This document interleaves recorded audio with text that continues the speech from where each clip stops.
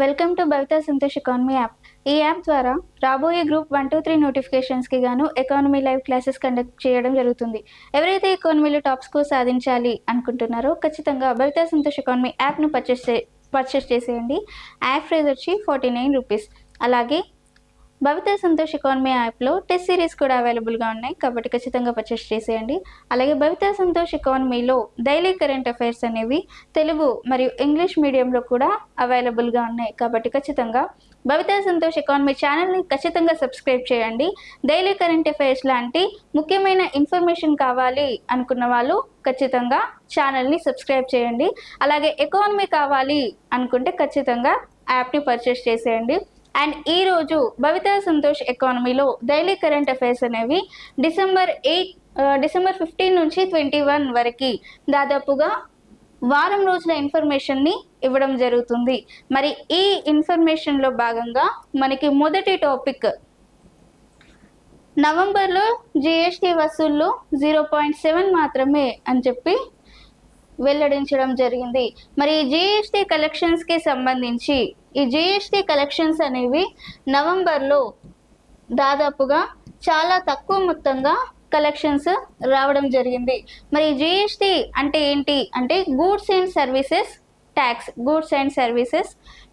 What is GST? మరి GST అనేది ఏ నినాదంతో ఏర్పాటైంది అంటే వన్ ట్యాక్స్ వన్ నేషన్ అన్న ఉద్దేశంతో ఏర్పాటు కావడం జరిగింది. అంటే జిఎస్టీ ఏర్పాటు కాకముందు మనకు అనేక రకమైన ట్యాక్స్లు ఉండేవి.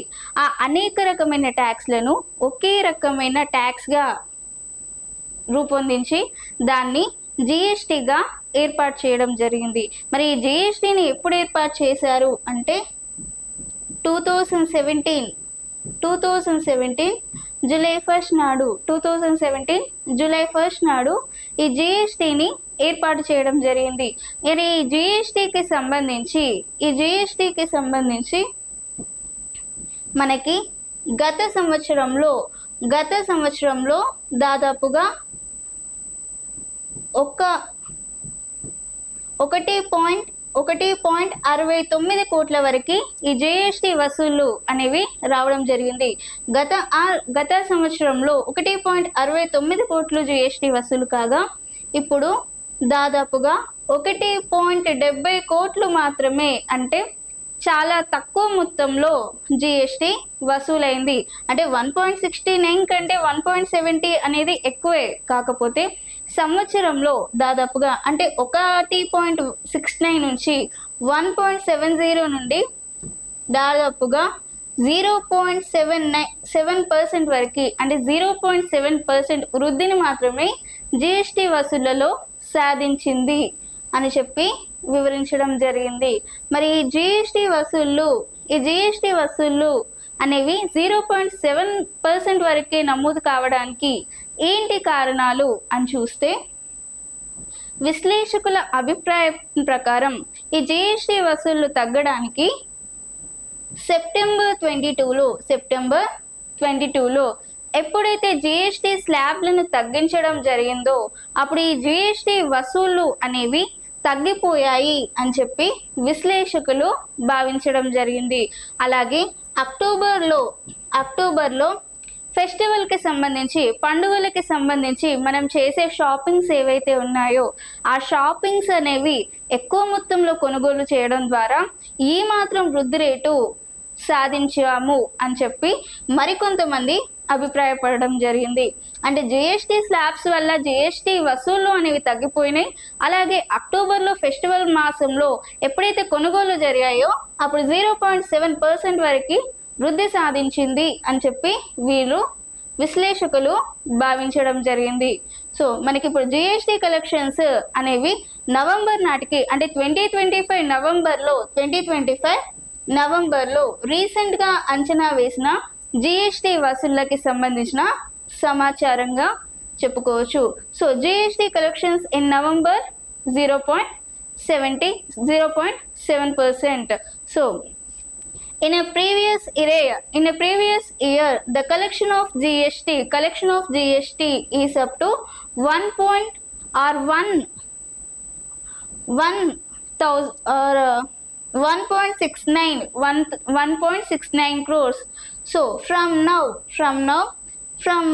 November 2025, from 2025 November, this GST collections are 1.70 crores. 1.70 crores. So previous year is 1.69 and now it is 1.70. So in this case the improvement will be only 0.7%. So the development is only 0.7%. Why? Because the analysis based on this GST collections are in reduction of GST slabs in September 24, or reduction in GST slabs in September 22, and when the festival shopping is heavily, so festival shoppings are there in October, or festival shoppings in October is earned more. So because of this, in a September reduces GST collections and increases in a October month in a festival season. So because of this, the GST collections was reduces and only 0.7% of development will occur in a November month. So the GST collections will be only 0.7% compared to previous year. The development will be only 0.7%. Next, CBDT ప్రారంభించిన nudge ప్రచారం. మరి CBDT అంటే ఏంటి అంటే central board of direct taxes ఈ nudge ప్రచారాన్ని ప్రారంభించింది. మరి ఏంటి నడ్జ్ ప్రచారం అంటే non interceptive usage of data guide and enable. మనకి ఏదైతే విదేశాల్లో మన భారతీయ సంతతికి చెందిన భారతీయులు ఎవరైతే విదేశాల్లో నివసిస్తున్నారో ఆ విదేశీయులు వారికి సంబంధించిన ఆస్తుల వివరాలను స్వచ్ఛంగా తెలియజేసే సంస్కృతిని ప్రోత్సహించే ఉద్దేశంతో ఈ CBDT ఆర్ నడ్జ్ ప్రచారాన్ని మొదలు పెట్టడం జరిగింది. ఈ నడ్జ్ ప్రచారాన్ని ప్రారంభించడం జరిగింది. మరి దీని ద్వారా ఎవరైతే ఆస్తుల వివరాలను గోప్యంగా ఉంచి, అంటే ఈ CBDT పన్నులకి సంబంధించిన ఏదైతే ఇన్ఫర్మేషన్స్ ఏదైతే ఉంటుందో వాటిని గోప్యంగా ఉంచి చట్టబద్ధంగా పనులు నిర్వహించాలి అన్న ఉద్దేశంతో ఈ CBDT అనే ఈ కార్యక్రమం, CBDT అనే central board of direct taxes ఈ నడ్జ్ క్యాంపెయిన్ని నిర్వహించడం జరిగింది. అంటే స్వచ్ఛందంగా విదేశీయులలో ఉన్నవారు తమ ఆస్తుల వివరాలని ప్రభుత్వానికి వివరించాలి అనేది ప్రధాన ఉద్దేశం అని చెప్పొచ్చు. So the launch of second nudge initiative by CBT to remove and about disclosure related to foreign assets and extended deadline before 31st December 2025 to avoid penal ties. And this is about nudge campaign ఉద్దేశం. Next, digital banking channels authorisation directions 2025. మరి ఏంటి digital banking channels authorizations directions అంటే మనకు RBI అనేది ఒక digital banking ఛానల్స్ని ఏర్పాటు చేస్తుంది. మరి ఎందుకు ఈ డిజిటల్ బ్యాంకింగ్ ఛానల్స్ని ఏర్పాటు చేస్తుంది అంటే మన బ్యాంకుకి సంబంధించిన లావాదేవీలు ఏవైతే ఉన్నాయో ఆ లావాదేవీలను మరింత సురక్షితం మరియు సులభతరం, అలాగే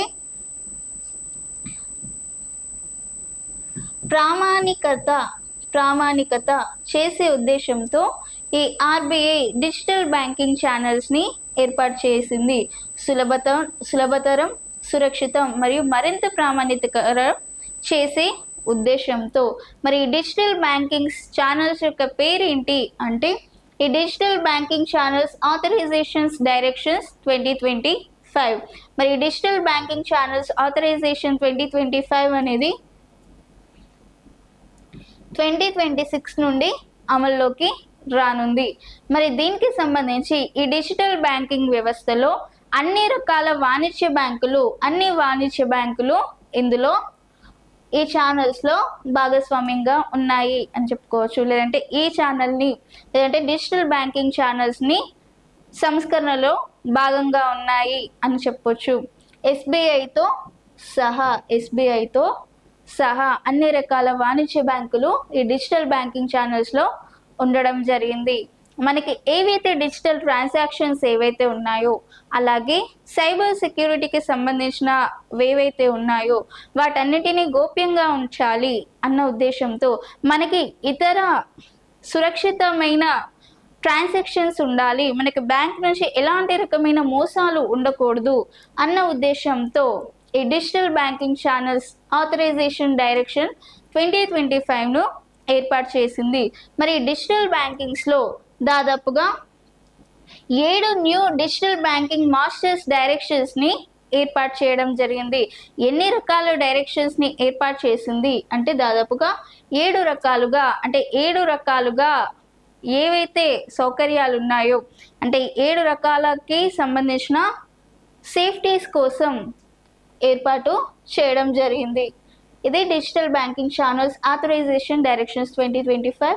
so digital banking authorisations 2025 was held by RBI Reserve bank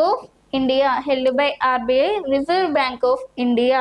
so Reserve Bank of India has announced new guidelines of digital banking channels. So purpose of digital banking channels is to provide safe, secure and standardization. Is the main purpose of digital banking channels. So in digital banking channels are included SBI with all commercial banks are included in digital banking systems or digital banking channels with SBI. So the purpose of digital banking channels are to save and secure and for the safety purpose of cyber security and also in digital transactions and cyber security. So purpose of this the digital banking channels was started. Next, repo రేట్ని 25 basis పాయింట్లకి తగ్గింపు. మరి repo రేట్ని 25 basis పాయింట్స్కి తగ్గించారు. ముందుగా ఏంటి repo rate? ఈ repo rate అంటే ఏంటి? ముందుగా రెపో రేట్ అంటే వాణిజ్య బ్యాంకులు ఆర్బీఐ దగ్గర కొంత మొత్తంగా రుణాన్ని తీసుకొని ఆర్బీఐ దగ్గర రుణాన్ని తీసుకొని ఆ రుణం కోసం వాణిజ్య బ్యాంకులు ఆర్బీఐకి వడ్డీని చెల్లిస్తే దాన్ని రెపో రేట్ అంటారు. అంటే వాణిజ్య బ్యాంకులు ఆర్బీఐ దగ్గర కొంత రుణాన్ని తీసుకొని ఆ రుణానికి ఆర్బీఐకి వడ్డీని చెల్లిస్తే దాన్ని రెపో రేట్ అంటారు. అదేవిధంగా RBI Reserve Bank of India వాణిజ్య బ్యాంకుల దగ్గర రుణాలను తీసుకొని ఆ రుణానికి వడ్డీని చెల్లిస్తే దాన్ని రివర్స్ రెపో రేట్ అంటాం. సో ఆ విధంగా ఈ రెపో రేట్ని ఎంతవరకు తగ్గించింది అంటే 25 బేసిస్ పాయింట్ని తగ్గించింది. ఇంతకు ముందు రెపో రేట్ ఎంత అంటే 5.50 ఉన్న రెపో రేట్ని ఇప్పుడు 25 బేసిస్ని తగ్గించి 5.25 వరకు రెపో రేట్ని ఉంచింది అని చెప్పొచ్చు. అంటే 5.25కి చేర్చింది అని చెప్పొచ్చు. ఆర్బీఐ రెపో రేట్ని ఎంతవరకు తగ్గించింది? 5.25%కి. మరి ఇప్పుడు ప్రస్తుతం ఆర్బీఐ గవర్నర్ ఎవరు అంటే సంజయ్ మల్హోత్రా. ఆర్బీఐని ఎప్పుడు ఏర్పాటు చేశారు? 1935లో ఏర్పాటు చేశారు. ఆర్బీఐ యొక్క ప్రధాన కార్యాలయం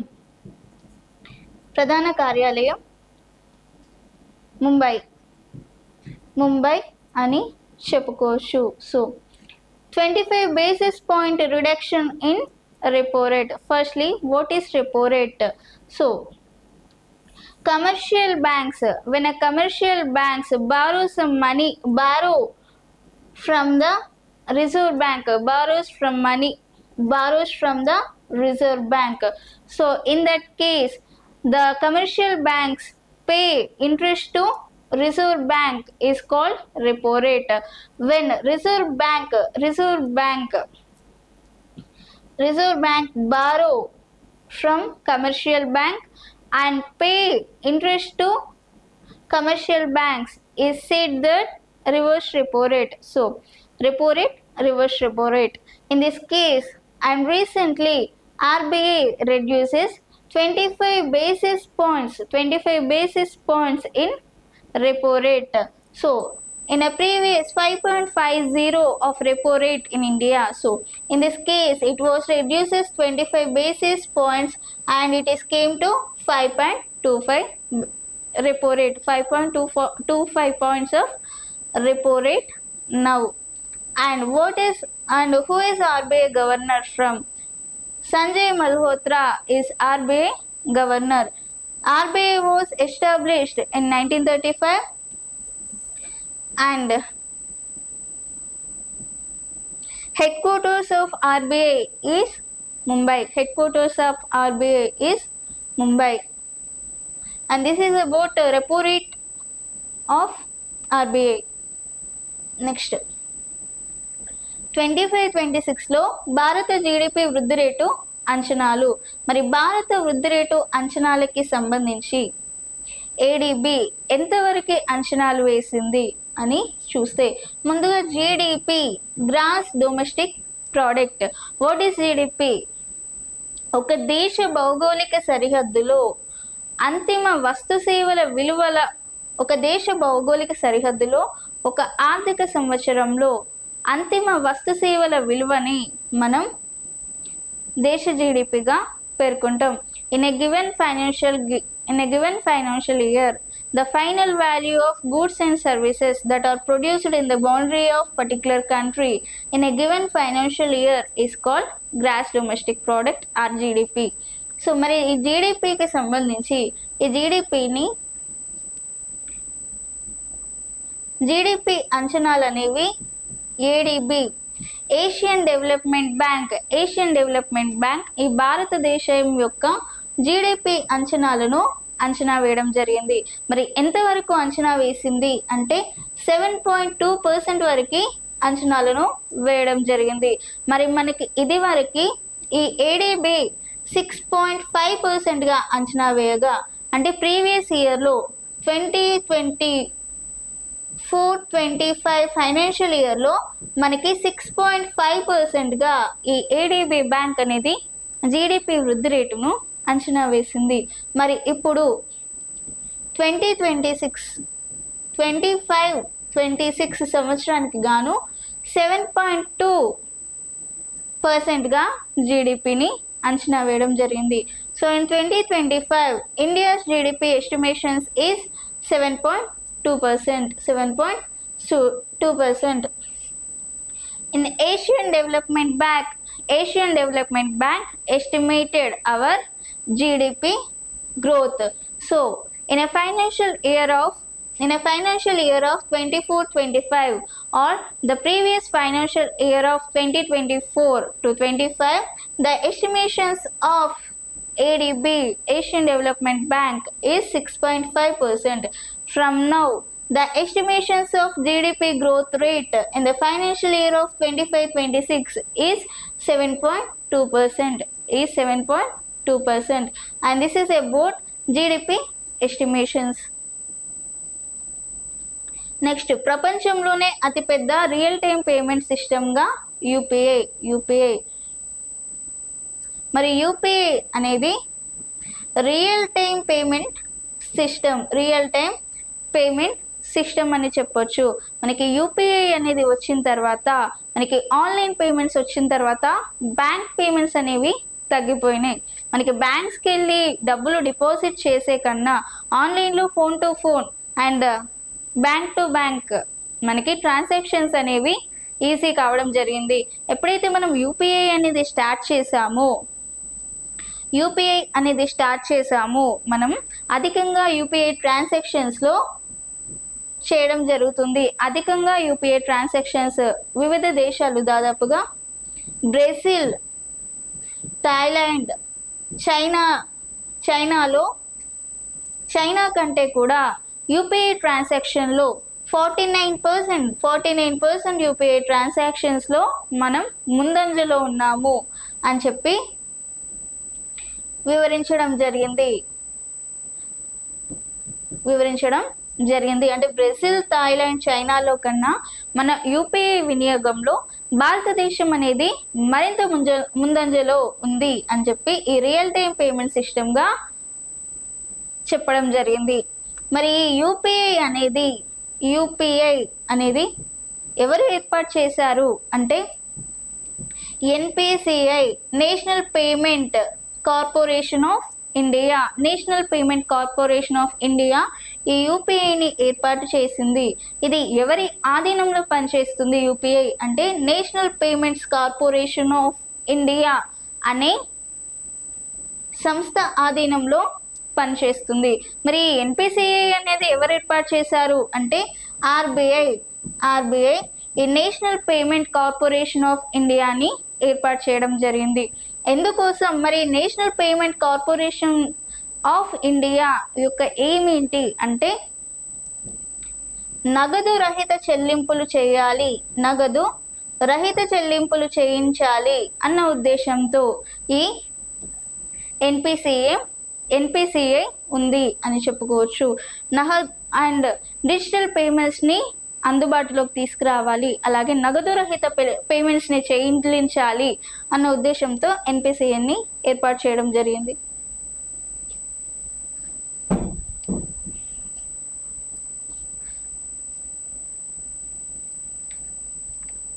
మరి ఇది ఈరోజు కరెంట్ అఫైర్స్. మీకు ఇలాంటి టాపిక్స్ ఇంకా కావాలి అనుకుంటే ఖచ్చితంగా భవిత సంతోష్ ఎకానమీ యాప్ని పర్చేస్ చేసేయండి, అలాగే ఛానల్ని సబ్స్క్రైబ్ చేయండి. Thank you.